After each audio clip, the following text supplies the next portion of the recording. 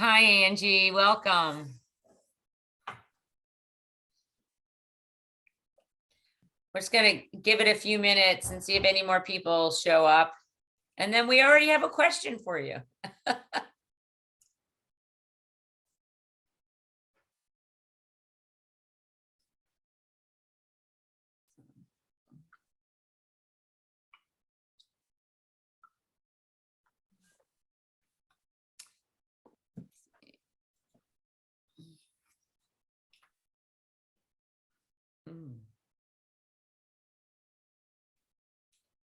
What time is it?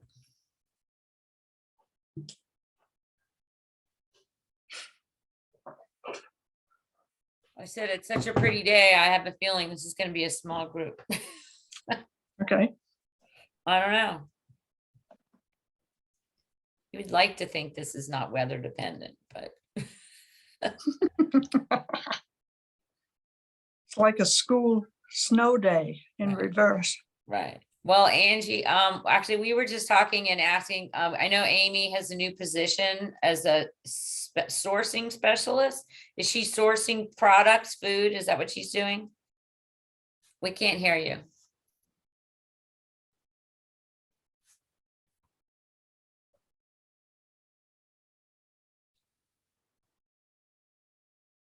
Not getting, can you hear her? Can you guys hear her? No, No, can't hear you.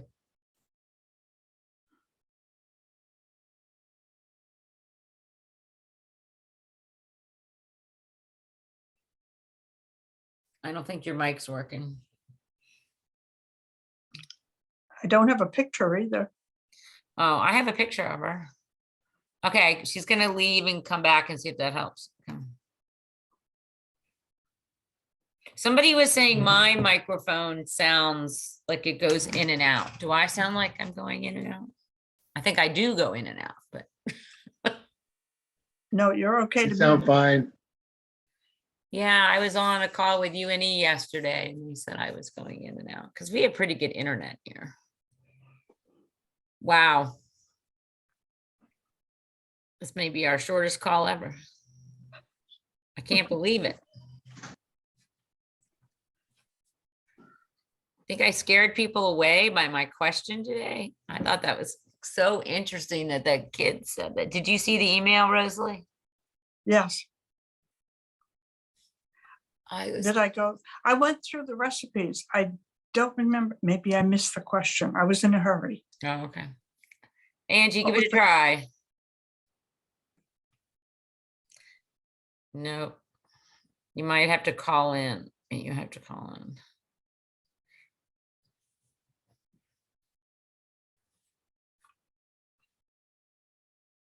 Hmm.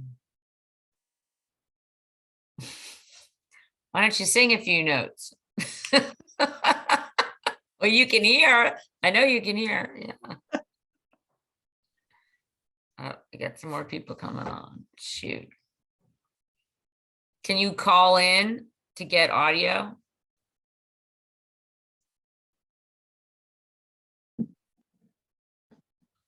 Hi, Maureen and Allison.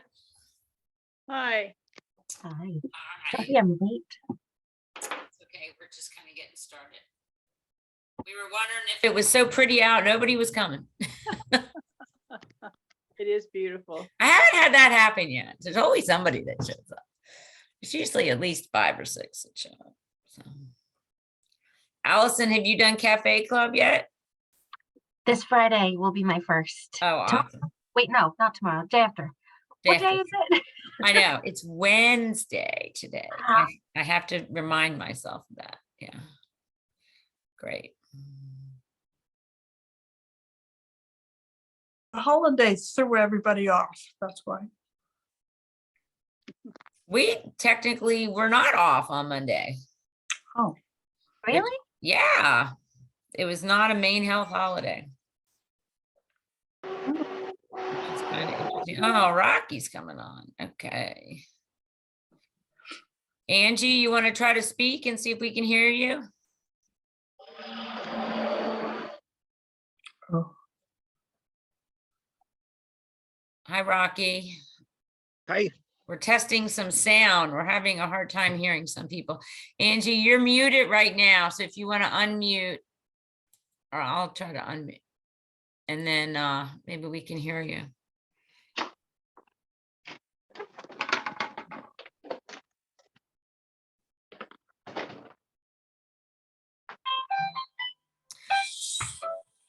Angie? Whoever has music on, turn it off or mute yourself. That isn't me, is it? I don't know. Do you have some music going? I'm just gonna, yeah, I just muted you, Rosalie. It was you. Angie, can you try to talk? She was gonna call in. Okay, she's not back yet, so we'll give it a try. Anyway, we will get Can you hear started. me? Oh, there you are. Hi, Angie. All right, sorry about that. That's okay. We can hear you. Welcome everybody to the Foothills Community Food Forum for October. I'm sorry, I think it's November already. For November 12th, 2002. I'm Holly Stewart. For anybody who doesn't know it, I am a community nutrition health person at Healthy Oxford Hills, working on the SNAP Ed grant, and this is a project of that. We had a question before we started. Angie, and maybe you can answer this. We know Amy Mailman from Good Shepherd has a new position as a sourcing specialist. And it brought up the question of, is she going to be working with the new facility where they're going to be processing food, freezing and stuff? She might be doing some of that, but that will not be her primary role. And I actually am unsure exactly what her role will be, but it'll be more of sourcing food for agencies to order through the portal. Okay. Kind of Yeah. our own Radar O'Reilly. For those of you who are old enough to remember MASH. I don't know if anybody remembers him. Okay, cool. Thank you. And Angie, what is your role? Are you an interim community resource person? Is that? I am the community resource representative for Cumberland County. And I'm currently covering Androscoggin, Oxford, and I will be covering York soon. And part of Aristic. So Take I've the got- whole state. Yeah. I like the whole state. Yeah. Wow. Is that because there are open positions in all of those areas at Good Shepherd? We have a little bit of we have some open positions right now. We had some people on our team move within the organization. So exciting opportunities for them and our team. Yeah. Okay. All right. Well, let us know how we can help you in any way, since you are covering quite a lot. Yeah, it's going really well so far. Thank you. Okay. Great. I'm just going to go around and have people introduce themselves. And if you have a question, or if you have an extra resource, or if there's something that you want to share with the group, this is a good time to do it. I'm going to start with Allison. Oh, goodness gracious. Okay. I'm Allison Holland. I work with Community Concepts. I am a community educator for the Child Abuse and Neglect Prevention Council. So some good news that I want to definitely share with the group is that we just wrapped up our annual diaper drive. And oh my goodness, does anyone want to make a guess on what we have for funds this year? 10,000. More than that. We got almost $13,000 this year. Wow. Oh my gosh, I'm so excited. So what that means is we're going to be going through our list again of the pantries that we've distributed to. And so if anybody has not received any that wants some, please message me. I will make sure to put my email in the chat. But now we are going to have the funds to send out more diapers to folks that need them. That's awesome, Allison. What's the difference between this year and last year in the amount of funds? Last year we had about $2,000 less. And so it sounds like, oh, it's just $2,000. but you can get actually a good amount of diapers. It costs about $1,000 a year for one child. So we Wow. actually get enough to diaper two babies, if you think of it that way. And to That's me, awesome. I feel like we also had more community engagement for offering, where in past years we would hold a diaper drive and we would get more people reaching out saying, hey, I need diapers, which is, we still want that. We still want to be able to provide to folks that need it. But it was certainly, even this year, of how many were requesting diapers, to a different, we had different companies, different local businesses that would stop by and donate money as well, which was new. We hadn't had that much engagement before. That's awesome. That's awesome. I will make sure on the follow-up email that I sent out with the notes that I include your email and for people to contact. And is this something that they would need to pick up, or could they be delivered to pantry? They can be delivered. What we found last year to be super helpful is we would coordinate with a contact person and we would do Amazon shipments. So we tend to purchase the Mama Bear brand, which is the Amazon brand. It's very similar to any other store brand. And we just use Amazon for the free shipping, send it right to that location. Great. Very efficient. I like that. I like Yeah. that. I do have a quick question. Sure. Go for it. So I also am the community educator in Androscoggin County, and on every Thursday, I've been hosting a play group for little kids 0 to 5 and their parents. We have a theme this month. It's Fun on the Farm. And the parents came in and they set up this cute little play area, and they put up a big poster and it says Farmers Market, which is so cute. But I was wondering, does anyone have any contacts for anything that would be Androscoggin resources, so that I can actually share with folks in that area how to get involved with their local farmers markets? I don't know. Rocky, would you have any contact information, or Jimmy from Maine Farmers Markets? Oh, yeah, you could call, yeah, I could give you the email for the director at the Maine Federation of Farmers Markets, if that would be helpful. Yeah, that would be great. Thank you. Okay. Have you been in touch with him, Jimmy? I haven't. That's all new. I just wanted to share something with those families because it seems like there's some interest, and I just want to provide something, and I don't know anything. He would be a good Gotcha. place to start. I would imagine. Definitely. He would be a good place to start. If you could put his email in the chat, that would be awesome, Rocky. Thank you. Yeah, I'll do that in a sec. That would be great. Anything else? Allison, y'all good? Okay, great. Roy, welcome. Roy is, I'm going to let you introduce yourself and share whatever you'd like to share. Hi, everybody. I'm Roy Cadet. I'm formerly of the Oxford Hills area. I'm retired, but in my retirement, I decided to sign up for AmeriCorps. So I'm just starting 1 year of national service working for the AmeriCorps program sponsored by Goodwill, which has an area around public health services, which is the area that I'm working in. And like a lot of programs after the pandemic, we're kind of starting from scratch. We have actually are still looking for volunteers for this program year, which I think in the past for national service, they would even begin recruiting until, I guess, the springtime for the following year.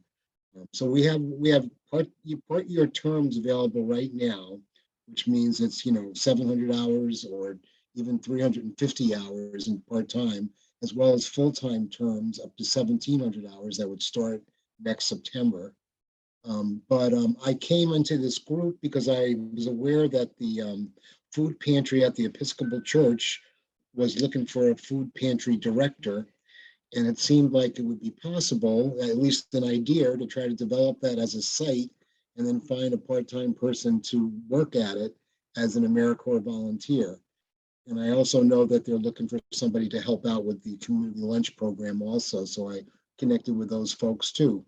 So I ended up speaking to Healthy Oxford Hills, and we had a meeting last week, and I've just joined this group to kind of show our interest and support for this whole area, because the whole food insecurity area is one of our priorities in terms of our public health efforts. So that's why I'm here. And if anybody knows any volunteers or anyone wants to try to develop a site around on food insecurity, I'm sure that we would be happy to work with you. It's great. Hey, Roy, do you know if Tyler or you contacted Chris Borden with Foothills Food Works? I do not know. I didn't. I gave him that number when we met, because I think that is a place where this type of volunteer, or this type of member would be of good service. I'll check on that. Okay. Great. Maureen Bean, would you like to say hello? Well, thanks for inviting me. I am in Penobscot County, but I appreciate all the information I can glean from all of you. An interesting day for me. Good Shepherd Food Bank came to visit. So they were four. Mandy, one of them, who I'm most familiar with because she does our customer service and the ordering thing. But they stayed about an hour and a half, chatted, looked at the facility, gave me a lot of suggestions, and wondered how we did things. And it was just really good. And they understand that we're getting fewer items from USDA, but they're really working on sourcing more product for us. We order a lot of produce, about 8,000 pounds every 2 weeks. And the produce has been amazing for those of you who may or may not order produce. And they've got a new system whereby they'll tell you what is available, so we can kind of pick and choose. It's kind of been a mystery before as to what shows up. It's all been really good, but this is so much better because we can plan on what kind of bags to have, etc. So anyway, a full day for me in that regard. And then we've heard about several food drives. The Cub Scouts in our area are collecting food for us. Dead River Gas Company just did a food drive and is sending some food our way. And then somebody's donating turkeys to our pantry. So that's all good. That's great. Well, thanks for coming in. I know that you like to hear what's going on, and we appreciate you coming on. Rocky. Hey, everyone. I'm the director at the Allendale Community Garden, and we are we're a little bit not on hold completely, but we're in the process of building a community kitchen. We're about 3/4 of the way through building a licensed kitchen that will become the home of Foothills Food Works. I don't know if you're all familiar with Foothills Food Works, but they purchase local produce and prepare ready-to-eat meals that they distribute to food pantries. So they've been working like after hours at our local cafe, and they're looking for a place where they can work at normal daytime hours. So hopefully that will be at the community garden, and then we'll be able to create more of an ongoing relationship with the community in terms of being hopefully being a more regular food resource for food insecure families. And we're also hopefully, Holly, you'll return to us with cooking classes, maybe even increasing cooking classes there. That's a big hope of mine for that space. And I'm also going to be part of a training over the winter about cooperatives to see if there's a way that the kitchen could lend itself to a cooperative model of participation. So, yeah. Well, thanks for being here today. Rosalie. Thanks for doing this. Rosalie, you have to unmute. Rosalie, we can't hear. There you go. Unmute. There you Okay now? Mhm. I'm from the Oxford Hills Food Pantry. Things are going on, where we accept people weekly, and we have a certain group of people who come every single week to augment their groceries. So, yeah, we're doing okay. We still need a director. I don't know that Roy Godot's plan is going to work for us or not. I need more information about that, apparently. Great. Thanks, Rose. But you guys have kind of divided up the role, right? I mean, it's been over a year, and has it been over a year now since Beth has left? Yes, and we've just, the board members themselves have taken on different roles that the director used to do. So, Right. so we're making it work. Right, It's just that we would really like to have someone in charge who would Right. take over the duties, all of the duties. right. I understand. It's hard to find help these days. That And is- we want good help. Right. Well, there you go. We all want good help, but that is an understatement if there ever was one. So, we don't seem to have a lot of people from pantries locally on here today. Like I said, I thought it was going to be a beautiful day, and we may not get many people on for some reason. But I don't really have a whole lot of news to share or anything. I am back in schools, as you saw from my email this morning, if you had a chance to read it. I just thought that was, we've kind of talked about a series of New York Times articles recently about things that have come up about food pantries and perceptions and things like that. And I just thought it was really interesting when this little boy said, because we were talking about, when is it safe to eat food, and if it smells bad, don't eat it. It could be rotten, it could be sauerkraut, but it's probably rotten, so don't eat it. And he says, oh, well, we give the bad food to the homeless. And I'm like, No. we just talked about how eating good food helps you be the best that you can be. And if I said, don't you think the people who are homeless need that ability too?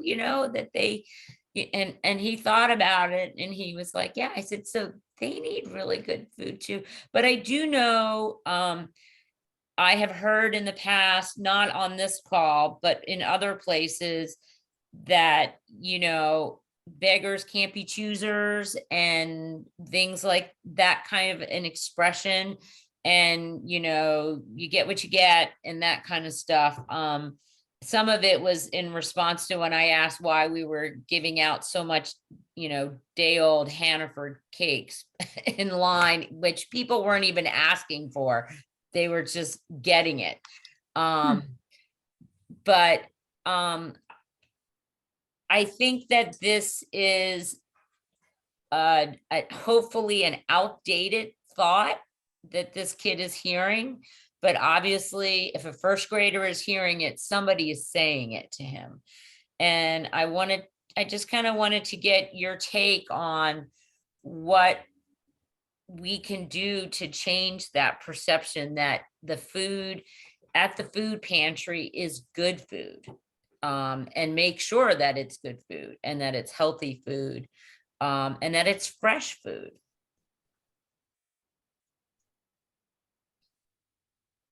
Well, I really appreciate you bringing this up, Holly. I think that it is still a very prevalent attitude. I mean, I'm not directly involved with food pantries particularly, but I think it was just a couple of years ago, I was at a food conference, and some of the people were talking about how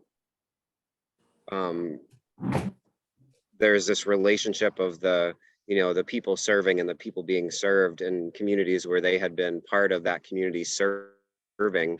The kind of attitude that existed towards the people who were, being served was often a really toxic relationship where, they felt like they were, definitely several steps above the group that was being served. And I think that is what lends to that kind of attitude. And what first came to mind was I was just part of that group over the last year, the ACEs boot camp. That is, I don't know if any of you have seen these signs about resilience around the community. Some of them say like hard things happen. Part of that, that process was a year-long process, talking about some of the root causes of trauma and manifestations, and then creating an advertising campaign. So that was the first thing that came to mind, was like, could there be some sort of a organized effort among food pantries to come up with some different messaging for presenting them. Right. I actually was speaking to a meal manager for at a church meal site, and she was saying her volunteers are getting burned out, and they're older and they've been doing this a long time. And I said, have you asked the people who you serve? Have you given them an opportunity to help? Not everyone is looking for what somebody might term is a free handout. Some people are looking for an opportunity to give back and not feel that they're just taking charity, that they are earning or helping, others as well. And she said, that's a great idea. And so she went to her little church ladies, as she calls them, and they were like, oh my God, there's no way we can have them do that. And I said, did you ask why? And she said they were so aghast that she couldn't even get to them to why. But I think I may go talk with them about it. I know that Rocky's familiar with the book, The Stop, and that organization. And I believe that started as a food pantry and it has become a food center. And very interestingly enough, most of the people who are working there are served there. And so it is, it's really important for resilience, for dignity, for self-respect, for respect from others, to allow people to help. And to get them involved. I think that's really important.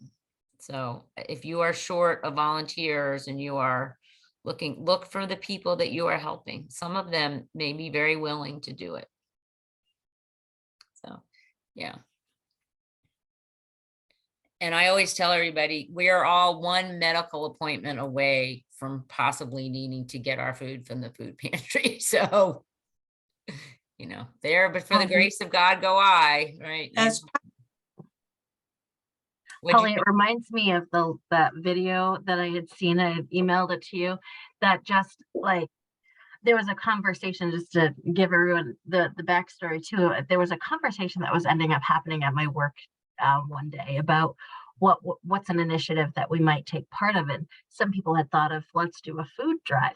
And it just so happened that the night that I went home, I overheard my husband watching something on his phone. And I sneaked over, and I don't know if anyone has ever heard of Adam Ruins Everything, but it was an episode of this guy talking about food drives and how they're not the most beneficial, right? And how a lot of people, there was a comment that he had said that a lot of people tend to put food that they would never eat, that's just in their cupboards, into the food drives, just give it to the homeless, they'll eat it. And there was a comment, not so harsh, but pretty much to the same message that had been said by one of my coworkers, where they were like, yeah, I've got to clean out my cupboards, we could have a food drive. And it's just kind of been sitting with me. And I wonder if these are comments that we're all saying, of course a child is going to pick up on that. Of course they are. Of course they are. Yeah. So, and it's hard for me to not, I feel like I want to get tearful about it, or I want to scream and get angry about it. I don't even know how I should emotionally respond right now to that, but a shift does need to be made. And for one, I love the idea, empower the folks on that other side too, just to change that dynamic and that shift of the giver and the receiver kind of thing. But then for children, I love that you turn that into a teaching moment, because that's a tough one. It was that or scream. Like, what are you talking about? We just talked about how you need good fuel in your body so you can be your best. Here are some people who are obviously having a hard time. And he also had the perception that people who go to the food pantry are homeless, which is not necessarily the case. In most cases, a lot of around here, they are homed, so it's not a homeless person. But no, I was just like, we were not going to talk about this today, but I can't let this go because it's too important. They hear so much stuff. So, but I do think there is a little bit of us and them. There's a lot of us and them. And it needs to change. I know that I wish Sandy Sweat was here, because I know at Harrison Food Bank, most of her volunteers are recipients of her food bank, or have at some point been recipients of her food bank, who are volunteering there, probably other than her husband. So, I know she really values that thought process. But I think the idea of, when I'm in my classes and I'm showing the kids food, and this month it's pears, and we do canned pears, because if I cut them fresh, by the third class, they would be brown and they would go, ooh, and no one would eat them. So I do canned pears, and I show them the canned pears, and we talk about, well, where can I get them? Where can I get fresh pears? And they all say Hannaford, Walmart, Save-A-Lot. I said, and a food pantry. And I just slip it in there as natural as can be, so it goes along with all the other places they think about it's okay to get food. And that's something I'm trying to do to change that perception. So if there are kids in that class who are getting their food from a food pantry, it sounds just like Hannaford and Walmart and Safeway and all that kind of stuff. So Okay, that's good. we try. We try. There are two sides question though. To begin with, when we do our training, the first thing we tell our new volunteers is, be cheerful. You feed everybody, and it doesn't matter where they're going. The only thing you ask them are, do you have pets? Do you have special needs? Is there something special we can get for you? And then there's the perception from them that if the people who are behind, who are giving out the food, have the chance, and they're going to get the seconds. None of our volunteers actually use the pantry. We've tried both ways, and it's better if the volunteers do not use the pantry. And so there's no perception that as a volunteer, I'm getting the best that's available. You know what I mean? So you're saying that in the past, there was a perception, or that volunteers took the first pass. Yes. They got to shop before everybody else. So if the volunteers do not use the pantry, our clients realize that they're getting the best that we've got. How would they know? The volunteers are not taking it. How would they know? I don't know. But how would they know How would they- that the people who are working there don't use the pantry, or vice versa? Well, that's true, but a great many of the people who are clients at the pantry are also clients of community lunch. And that in the past, so that I know that that thought is out there. Does that make sense to you? Not really. Anyway. I mean, I understand it. Not I really. do understand it, but it doesn't make sense to me as a reason not to do it. Because there's so much more benefit I see in allowing people an opportunity to help.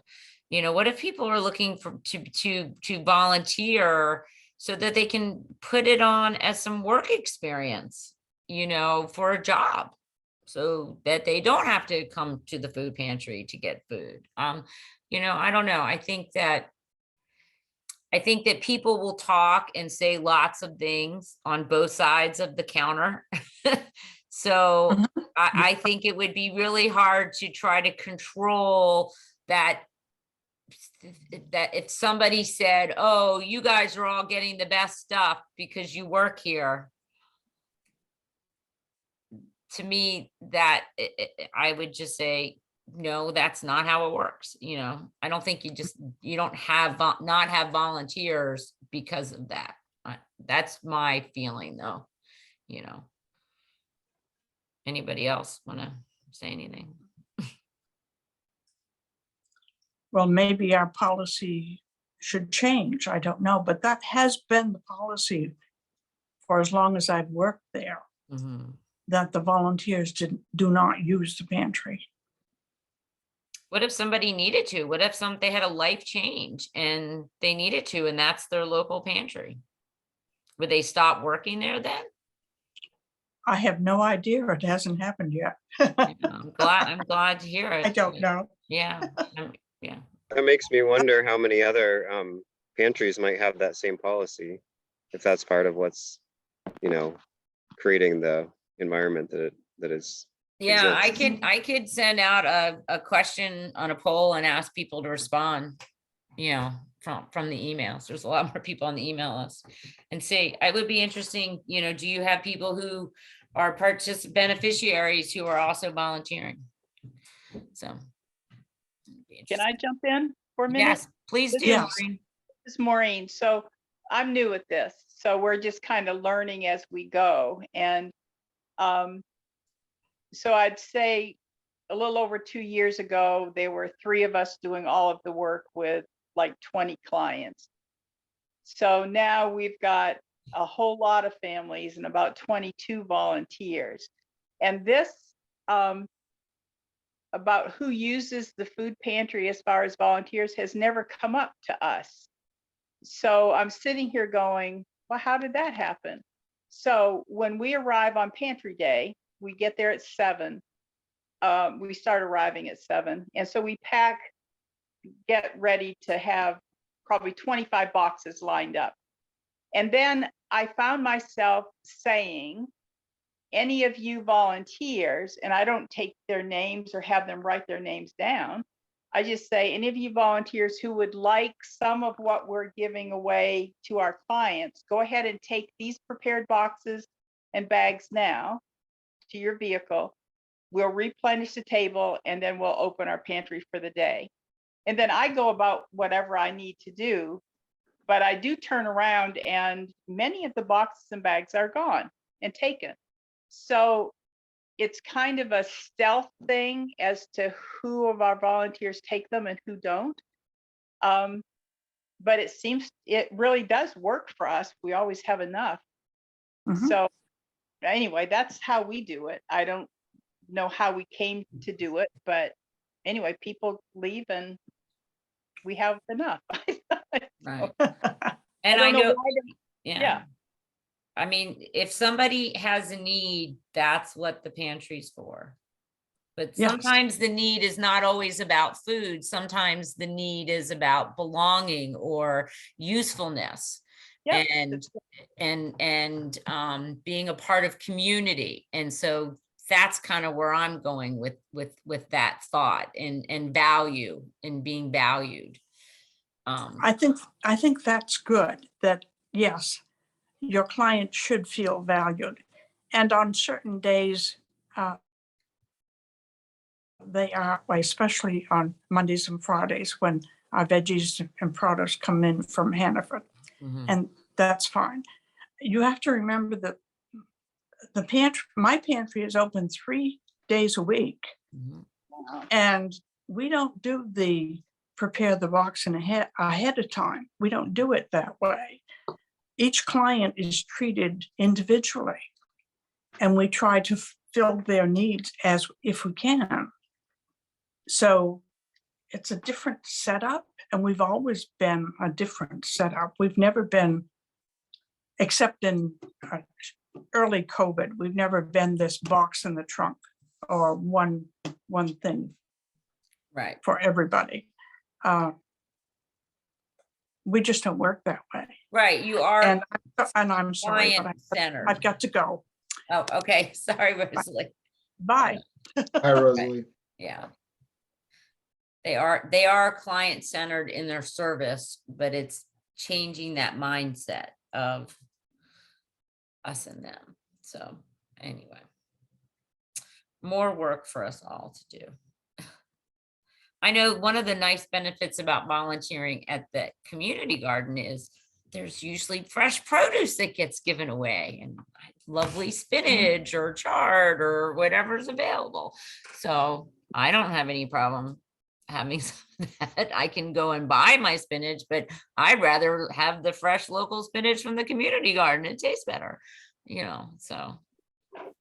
I think that's part of what, we've been trying to respond to there is having, in terms of like policy or no policy, just, making it clear that people who volunteer are going to receive some fresh food when they're there and not have it be, part of a program, but just like become intrinsic to how we function. Right, it's just that the part of people who are- volunteering, right? Exactly. Yeah. Sharing in the bounty, so to speak. Yep. Angie, do you know across Good Shepherd's pantries, would you have any idea of any kind of policies around this about who works there and who has access to the food? So we, part of our monitoring visits that we do every 2 years, we ask the question that, do volunteers, congregational members, pantry staff, do they go through the same qualifying process that neighbors go through to receive food? And we want the answer to that question to be yes, that no one is given exclusive rights or priorities to the food. And so that's kind of the like broad Good Shepherd Food Bank parameters when it comes to that. And then as far as like what each individual pantry does, it kind of varies. But as you guys were talking about, having it be more of just like a community-based environment where, you go to help out and it's not about this person needs it even more. So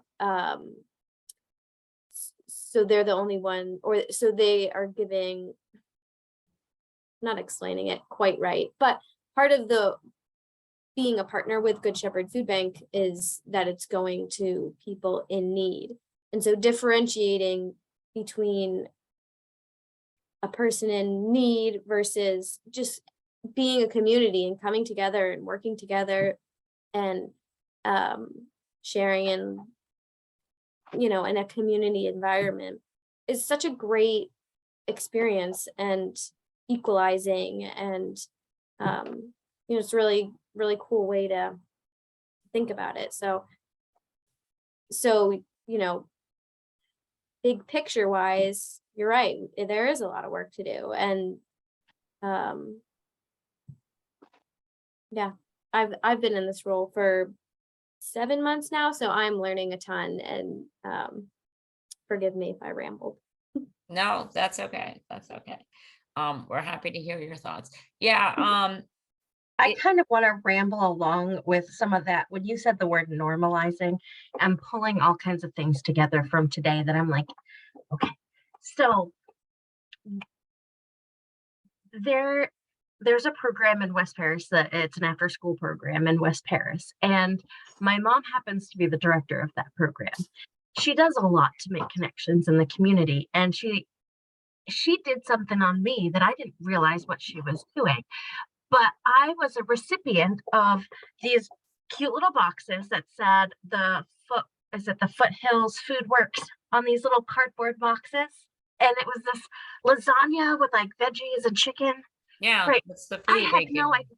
So my mom, with all the kids in her program, and she ended up adding me and my kids into this, she told all the families, didn't matter about income level, anything like that. She said, there's this really great food program that our school has.